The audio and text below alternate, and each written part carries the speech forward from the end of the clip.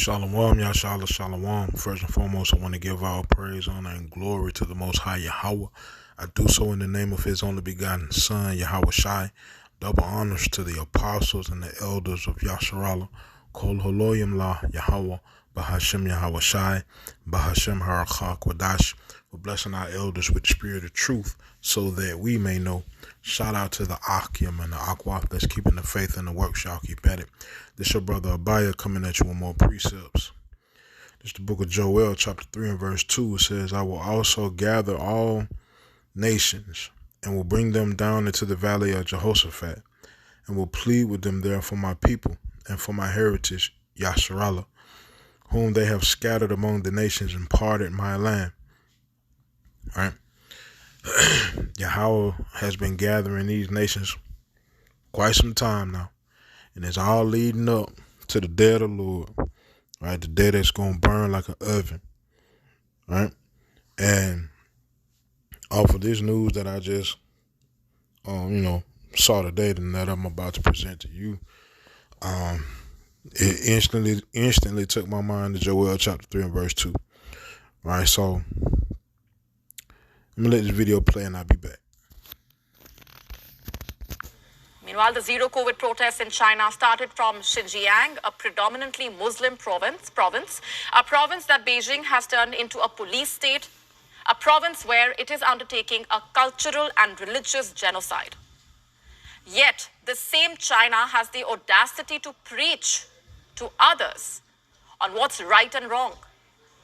Let me explain this. Last week, the Chinese president went to Saudi Arabia, a visit aimed at strengthening China's ties with the kingdom. But Xi Jinping used this opportunity as a chance to swing himself into the politics of West Asia. How is that? Have a look at this headline. Chinese President Xi affirms support for Palestine's full UN membership. Yes, China, which is inflicting unimaginable cruelties on the Uyghurs, has backed Palestine's case for a United Nations membership. The development is ironic. What the Chinese president said, even more so. Speaking at the Riyadh Gulf Chinese Summit, he voiced frustration over the quote-unquote historical injustice suffered by the Palestinians. Let me quote his exact statement here. We firmly support the establishment of a fully sovereign Palestinian state on the 1967 borders with East Jerusalem as its capital. It is not possible to continue the historical injustice suffered by the Palestinians. I repeat, it's not possible to continue the historical injustice suffered by the Palestinians. Now, I don't want to delve into the Israel-Palestine debate. It's a matter best left for the United Nations to solve. I'm going to pause right there. Palestine getting did so dirty by Israel. If you've ever seen any footage of how Israel does the Palestinians, yeah, man, it's bad. Right? And the only reason old girl going in on China is because of India. She's Indian, as you can clearly see and hear. Right? But India and China, they got issues. Even though, and it's crazy, they are in the BRICS together. Right? Brazil, Russia, India, China, South Africa. But militarily, people-wise, they beefing, man. Right? But it's just crazy how she just, you know what I'm saying? Well, I understand about what's going on with the Palestinian, but that don't concern me type deal, and then going all the way in on China. Right? But nevertheless. What I want to highlight here, though, is the Chinese president's hypocrisy.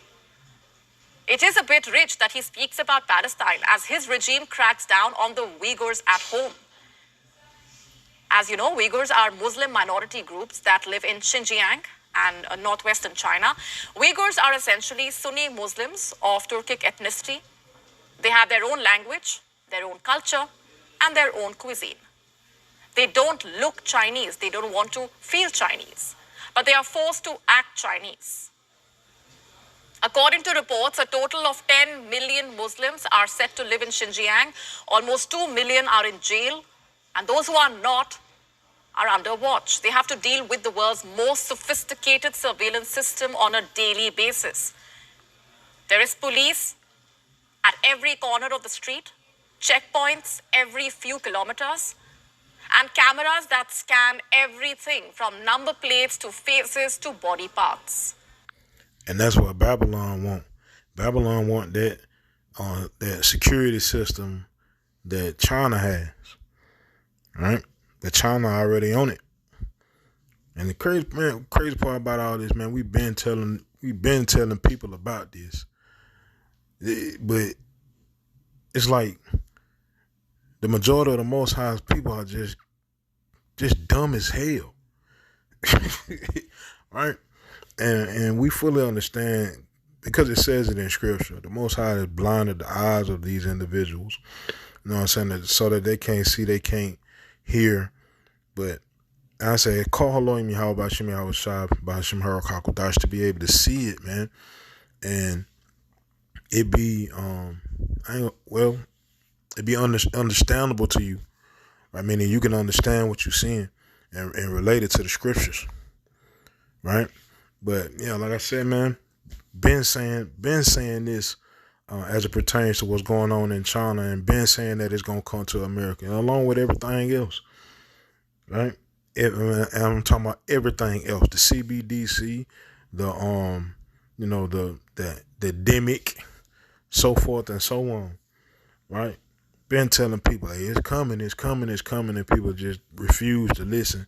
But at the end of the day, we understand why they refuse, is because the Most High haven't given them the spirit to be able to understand what they're seeing or to see it at all, right? So that's all that video I want to play for real.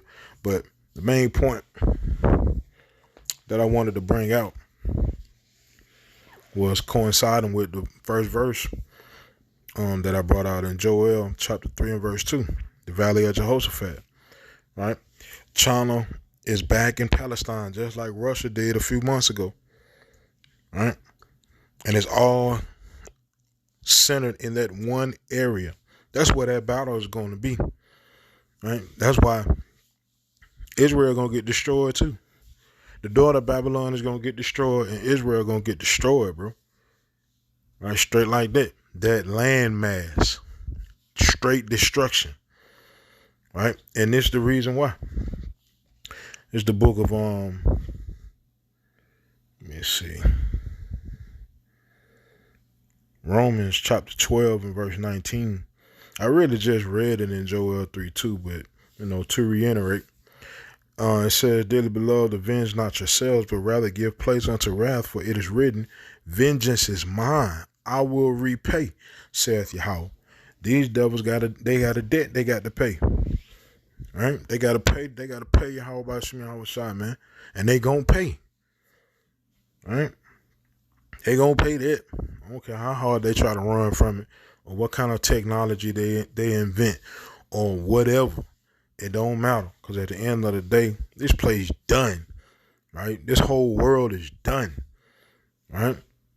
Job 9:24, the earth is given into the hand of the wicked. This wicked world that we live in is done, right?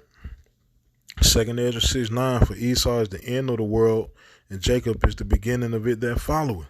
This place is done, right? They introducing central bank and digital currencies all around the world. We've been telling y'all this stuff, right? The minute that the news of a central bank and digital currency hit, the Most High already allowed us to put that puzzle together, right? Because the Most High blessed our elders and our elder apostles, with the information to let us know, right, about that RFID. About that charagma, right? And it only makes sense because if you read Revelation 13, it speaks about something that sounds as though it's dealing with currency, because you won't be able to buy or sell unless you have it, right?